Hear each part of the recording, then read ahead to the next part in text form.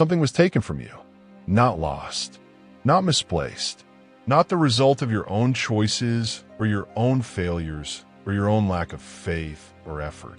Taken deliberately, strategically, by something that understood the value of what you carried far better than you did at the time, and moved against it precisely because of that value. And you've been living in the aftermath of that taking ever since. That is the first emotional lock. Because the moment those words landed, the moment you read or heard something was taken from you, a specific thing came to your mind. Not a vague sense of loss. A specific thing, a specific season, a specific relationship or opportunity or version of your life or piece of your health or dimension of your financial security or chapter of your joy that was present, fully, tangibly, real life present, and then was not. And something in you has never fully made peace with its absence. That is the second lock. Because the fact that you have not made peace with it, the fact that even now, even after all this time, the loss still carries a weight that full acceptance has never quite dissolved, is not evidence of weak faith. It is not evidence of an inability to trust God. It is evidence of something far more important. It is evidence that what was taken was real, and that the God who saw it taken has not forgotten it. And that brings me to the third thing I need you to hear before we go a single step further into this message. God did not watch what was stolen from you and call it acceptable that He watched it. He recorded it. He held the accounting of it with the precision of a God who misses nothing. Not a sparrow that falls, not a tear that drops, not a single thing of value that was stripped from one of His children by an enemy who had no right to touch it. And He has been preparing, in the background of everything you've been living through since the taking, a restoration that is going to be so specific, so complete, so undeniably divine in its precision that when it arrives, you will not be able to explain it with any other language than the language of miracle. Stay with me, because what comes next is going to show you exactly how that restoration works and exactly what God is asking of you while it moves into position. Let me describe the specific texture of what living in the aftermath of a significant loss actually feels like. Not the grief of the immediate taking. That season has its own particular quality.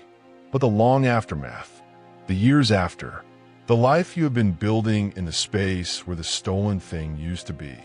There is a specific kind of quiet that settles over a person who has lost something they cannot fully replace. Not a dramatic quiet, not the loud silence of fresh grief. A background quiet, a low frequency that hums beneath every ordinary day. Present in the spaces between conversations, in the moments between tasks, in the seconds before sleep when the mind is no longer occupied with the business of functioning. In that quiet, the comparison lives. The comparison between what is and what was. Between the life currently being lived and the life that would have been lived if the taking had not happened. You do not always invite this comparison. It arrives on its own, triggered by things that seem unrelated, a song, a season of year, a smell, an unexpected encounter with someone who reminds you of a person or a time or a version of yourself that belonged to the before. And you have become very practiced at managing these arrivals, at acknowledging the feeling briefly and then redirecting, at telling yourself the things that are true. That God is good, that what you have is enough, that gratitude is the appropriate posture, that others have lost more. All of these things are true, and none of them have fully quieted the place where the loss lives. Because here is what nobody tells you about living in the long aftermath of a significant taking. Gratitude and grief are not opposites. They can exist in the same chest simultaneously. You can be genuinely thankful for what remains and genuinely sorrowful for what was taken. In the same breath, on the same ordinary Tuesday without either feeling canceling the authenticity of the other. God knows this. He is not asking you to perform a gratitude that has no room for the sorrow. He is not asking you to pretend the taking did not happen or did not matter or did not leave a mark that is still visible in the geography of your daily life. He is asking you to receive something. Pause for a moment. Take a breath. Because what I am about to give you is not comfort built on empty words.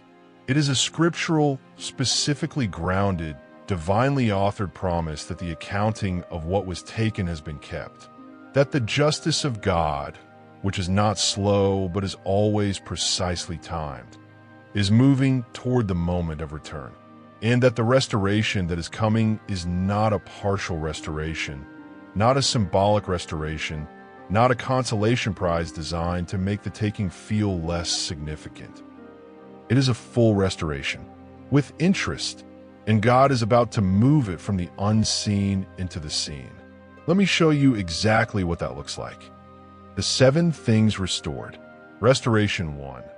God is restoring what was taken from your peace. Listen closely to what comes next.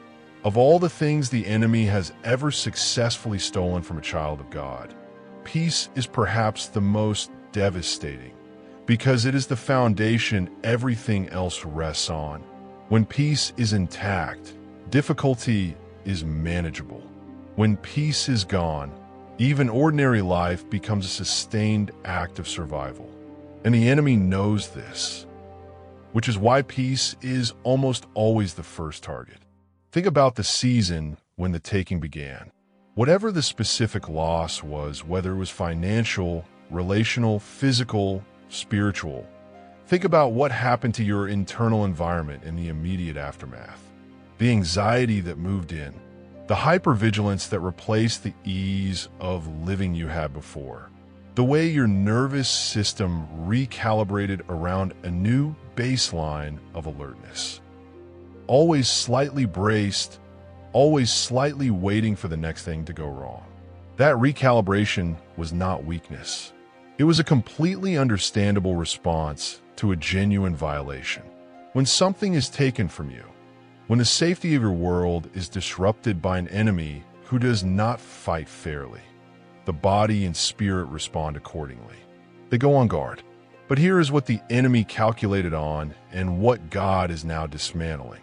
He calculated that the anxiety would become permanent, that the hypervigilance would calcify into your new normal, that you would spend the rest of your life in the low-grade survival mode he installed during the taking, too braced for the next blow to ever fully open again to the abundance God was preparing to pour.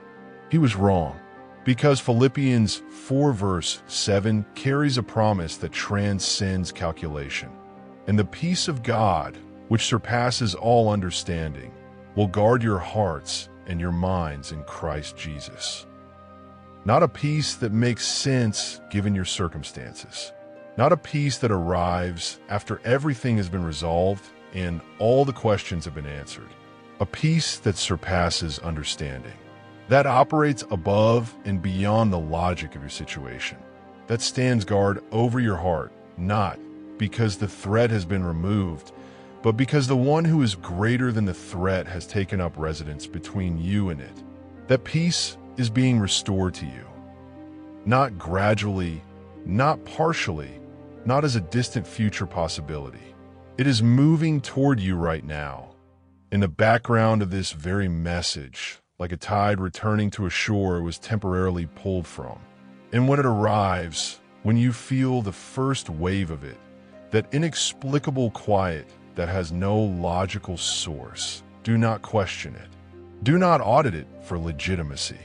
Do not wonder if you have earned it or whether it will last. Receive it. It is yours. It was always yours. The enemy borrowed it without permission, and God is taking it back. Restoration 2. God is restoring what was taken from your finances. Pause for a moment. Take a breath. There is a specific kind of financial loss that leaves a mark that goes deeper than the money itself. not the ordinary fluctuations of a life lived in an unpredictable world. The specific taking, the job that was eliminated without warning or fairness, the business that was sabotaged by circumstances or by people who did not fight honestly, the investment that was trusted to the wrong hands, the inheritance that was disputed or stolen by family members who should have known better, the medical crisis that consumed savings that represented decades of careful, faithful stewardship. The money can be quantified. The damage beneath the money is harder to measure, because what financial loss of that nature takes, beyond the actual dollars, beyond the security and the options and the future represented, is something more interior. Something in the relationship between you and the concept of abundance itself. A trust that was broken, a confidence that was shaken, a willingness to believe in the possibility of financial wholeness that has never fully recovered since the taking.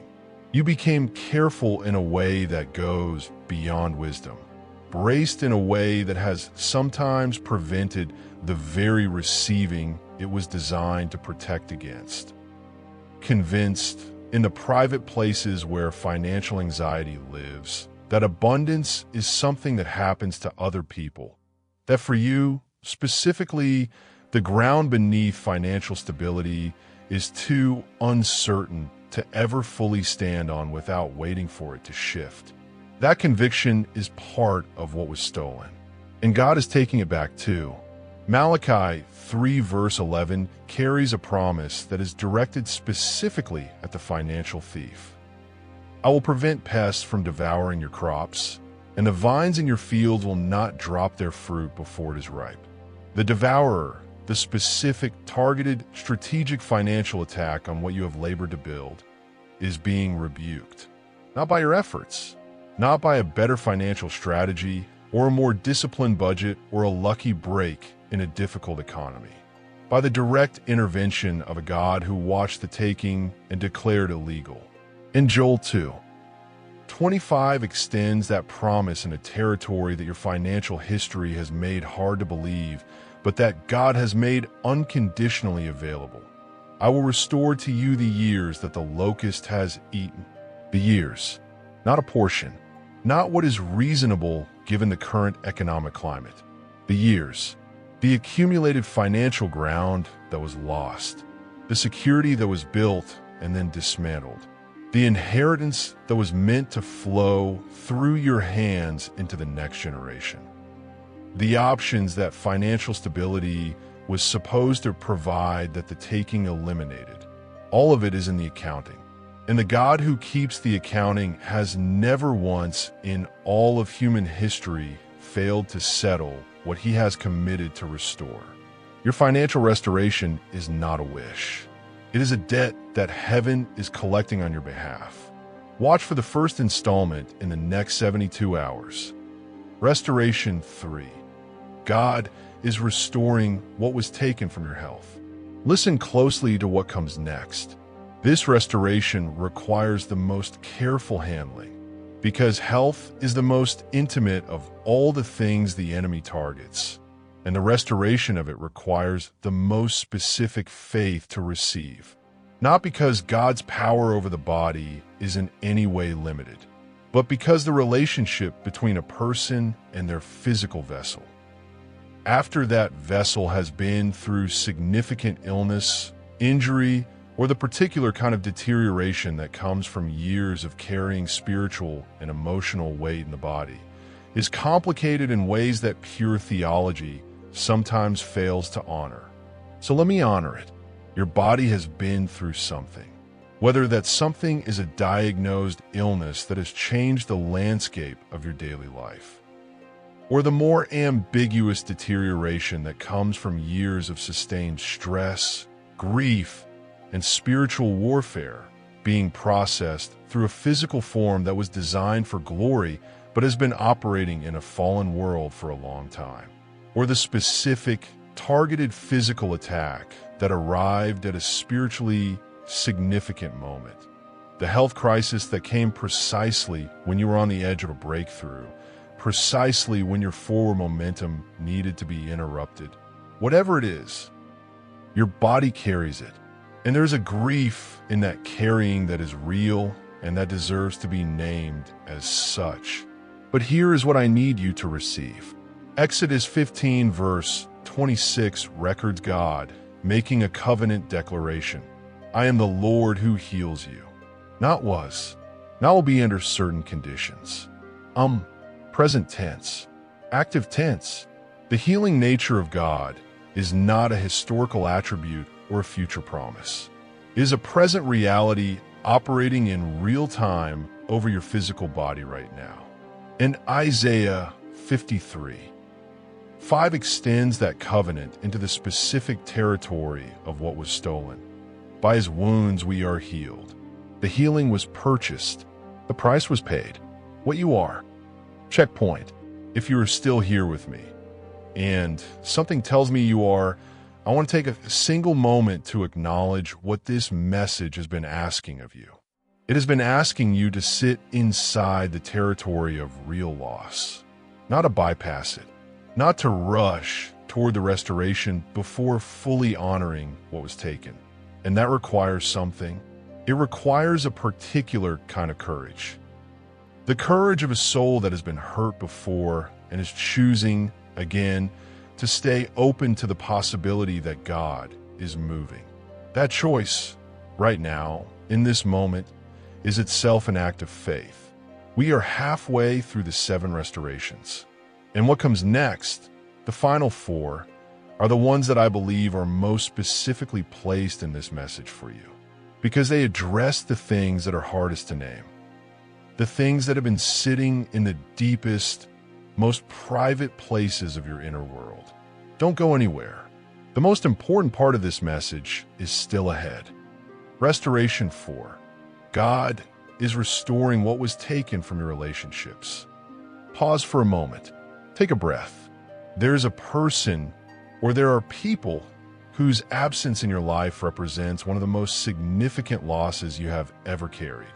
Perhaps it is an estrangement, a relationship that broke between you and a child, a sibling, a lifelong friend, a person whose presence was so woven into the fabric of your daily life that their absence created a structural gap that everything else has been reorganizing itself around ever since. Perhaps it is a death, someone taken too early, too suddenly, too completely, leaving behind not just grief, but a specific silence that no other presence has been able to fill in the particular way that person filled it. Perhaps it is a betrayal, a relationship that ended not through loss, but through choice, someone else's choice to take what you offered and weaponize it, to use the access you granted them in love as a vector for the kind of damage that only someone on the inside can deliver. And the loss of that relationship carries a double grief. The person and the version of yourself that trusted without armor. Whatever the specific relational taking in your life. The enemy calculated that it would do more than remove one person from your world. He calculated that it would affect every relationship that came after. That the wound from one significant relational loss would make you smaller in love going forward. More defended, less willing to extend the full measure of yourself to new connection. More likely to love from a distance than to risk the specific vulnerability of loving someone close enough to have access to the places where loss leaves marks. In some ways, if you're honest, that calculation was partially correct. But here's what the enemy did not calculate. He did not calculate the specific, relentless, creative resourcefulness of a God who specializes in restoration of the seemingly irreparable. Restoration 5. God is restoring what was taken from your identity. Listen closely to what comes next. This is the restoration that is perhaps least often spoken about and most urgently needed. Because beyond the financial loss and the relational loss and the physical loss, the most insidious thing the enemy steals from the people he targets is something that has no clear replacement value. Something that cannot be quantified on a balance sheet or measured by the restoration of any external circumstance. He steals the story you tell yourself about who you are. Before the taking, whatever it was, you had a particular relationship with your own identity. A sense of yourself that included confidence, capacity, direction, a felt connection to the purpose and meaning of your own life. You knew, in that pre-law season, something about who you were in the world, what you were for, what you could offer, what God had placed in you that was uniquely and irreplaceably yours. And then the taking happened, and the story changed. Not all at once, gradually, through the accumulation of losses and the recalibration that follows losses and the quiet, subtle, barely detectable way that surviving hard things can sometimes shrink a person's sense of what is still possible for them. The confidence that eroded, the sense of purpose that became uncertain, the identity that was once clear and now feels, not entirely, but significantly, like something that belongs to a previous version of yourself that no longer fully exists. And you have been living from a diminished story. Not always, not in every moment. There are days and hours within days when the original sense of yourself returns with something close to its original clarity. But underneath everything, beneath the functioning and the faithfulness and the continued forward motion, there's a quieter version of you that has accepted, without fully meaning to a smaller story than the one God wrote for your life. Jeremiah 29 verse 11 does not say, "I know the plans I have for the person you used to be." It says, "I know the plans I have for you."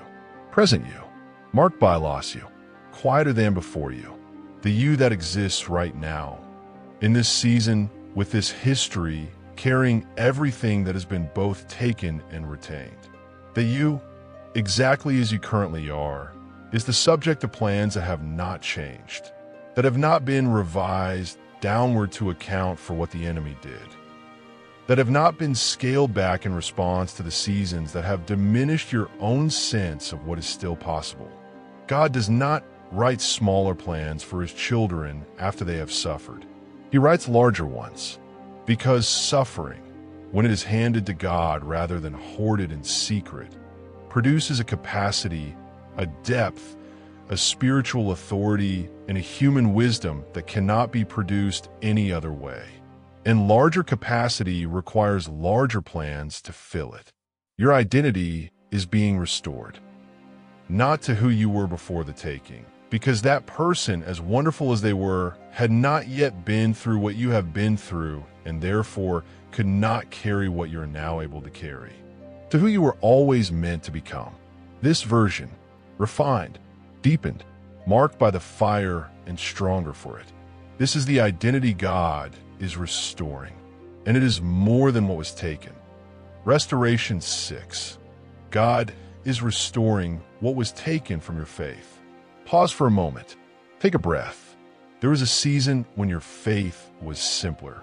Not naive, but simpler. The connection between your prayers and your expectation of answer was more direct. The sense of God's presence was more consistently accessible. The trust that undergirded your daily life had not yet been tested at the level it has since been tested. And therefore it carried a lightness, an ease, an uncomplicated confidence that has not been as easy to access since the taking.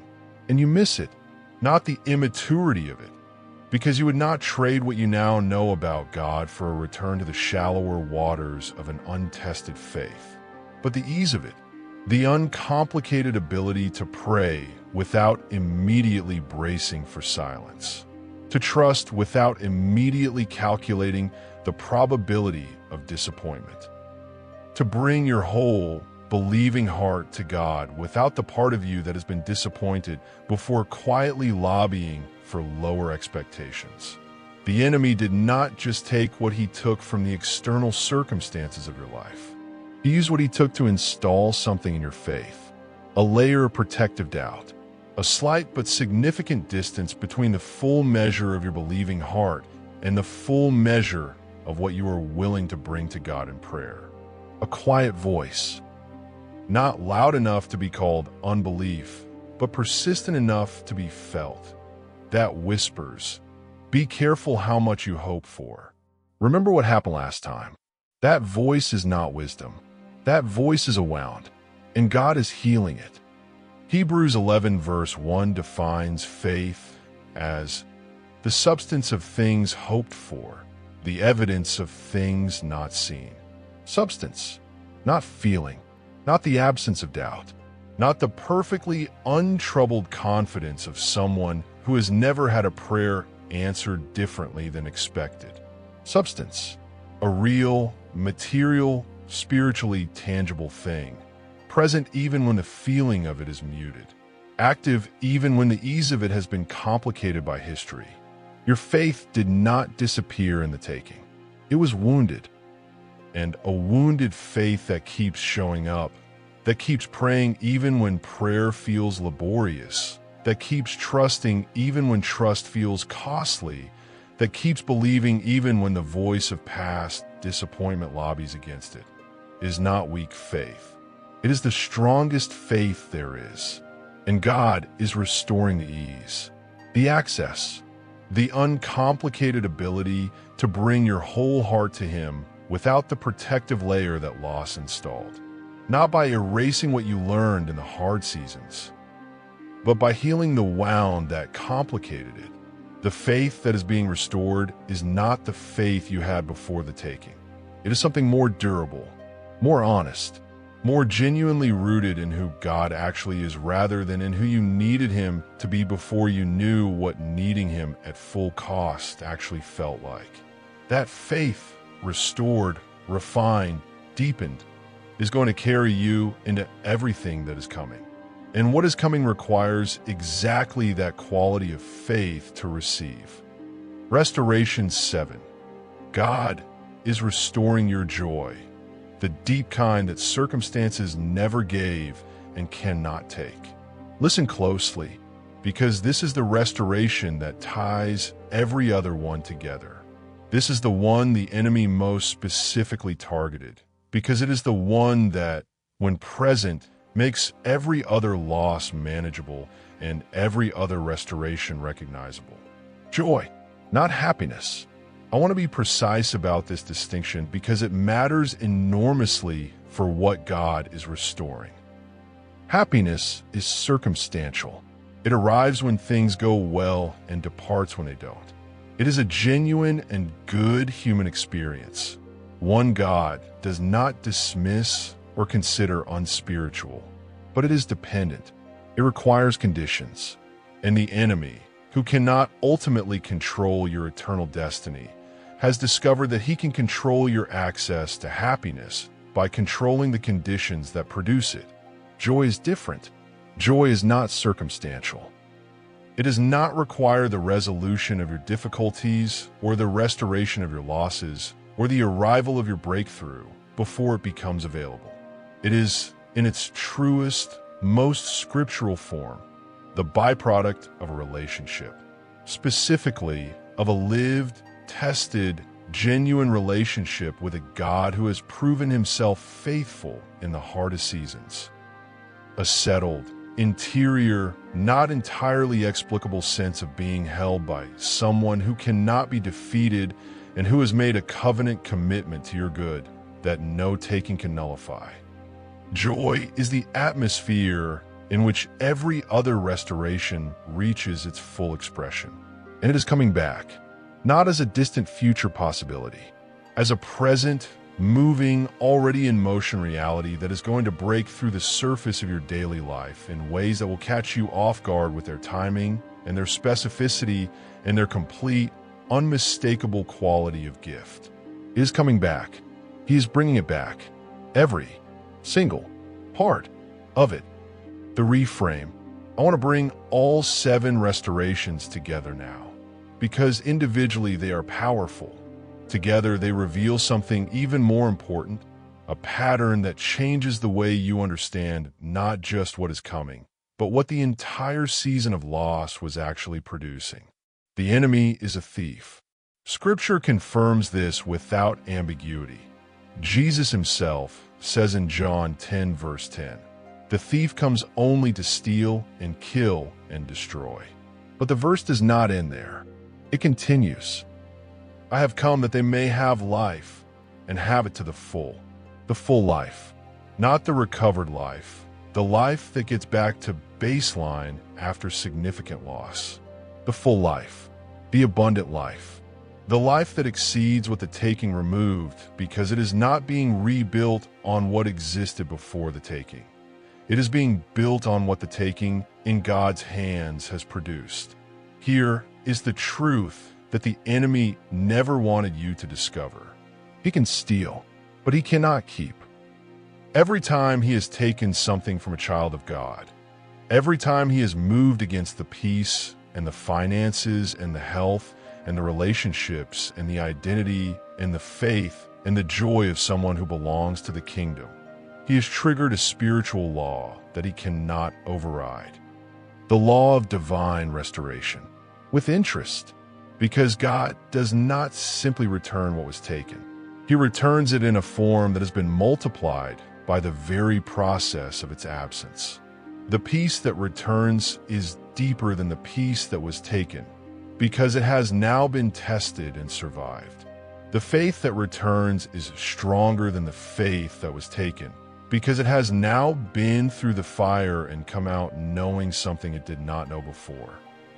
The joy that returns is more anchored than the joy that was taken, because it has now discovered that it can survive loss and still be present.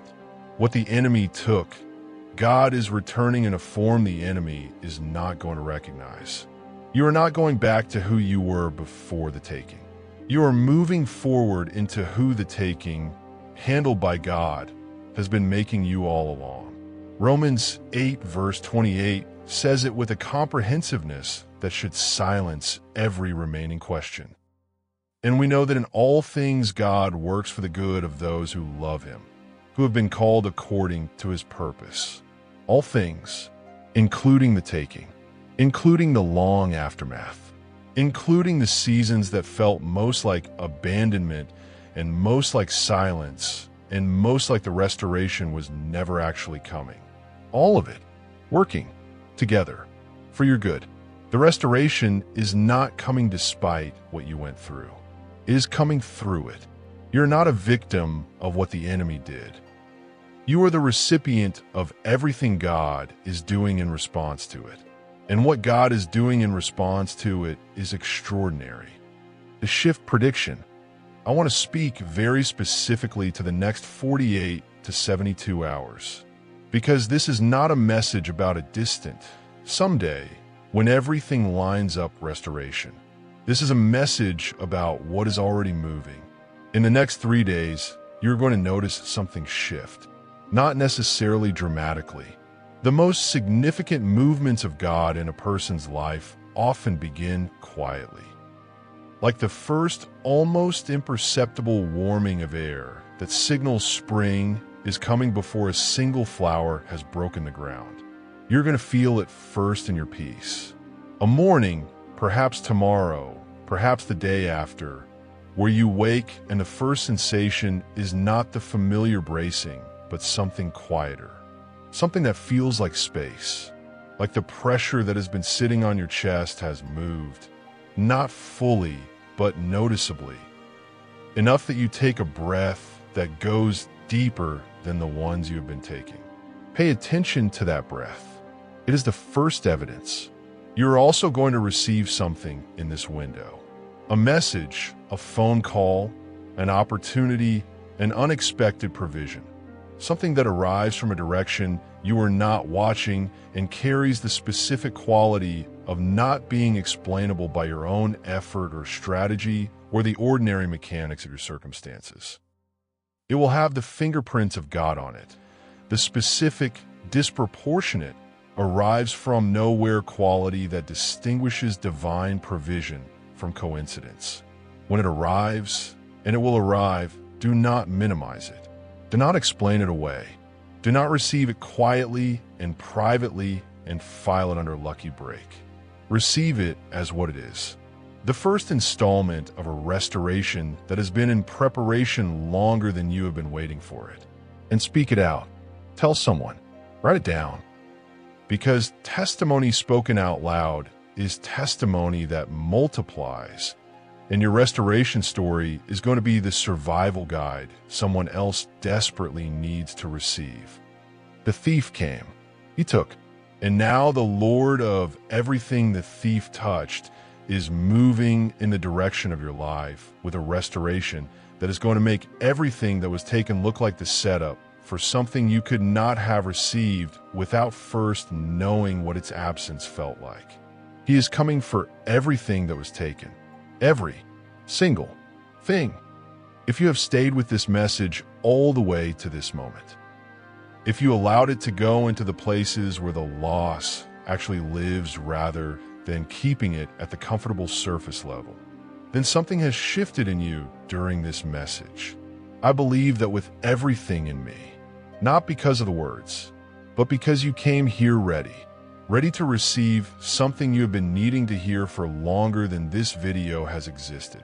Go to the comments right now and type $9.99.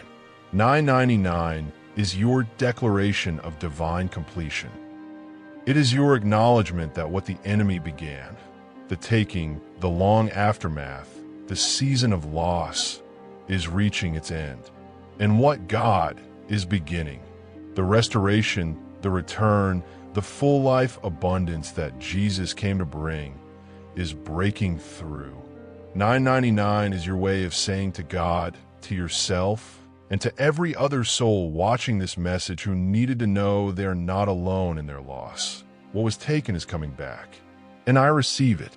And then beneath your $999, I want you to do one thing that requires courage.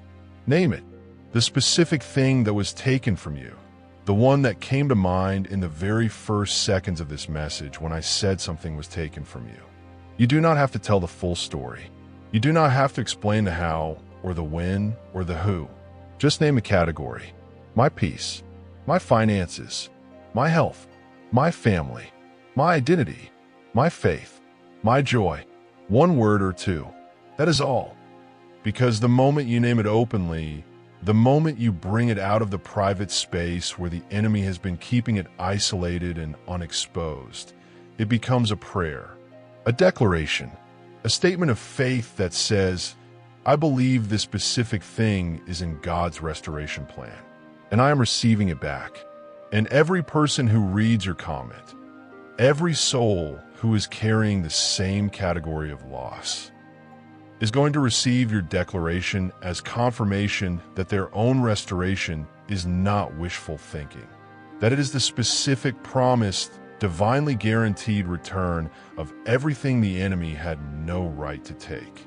Share this message with someone who is in the long aftermath of significant loss, someone who has been quiet about what was taken, who has never fully named it, never fully brought it into the light, never fully allowed themselves to believe that the accounting was being kept and the restoration was coming.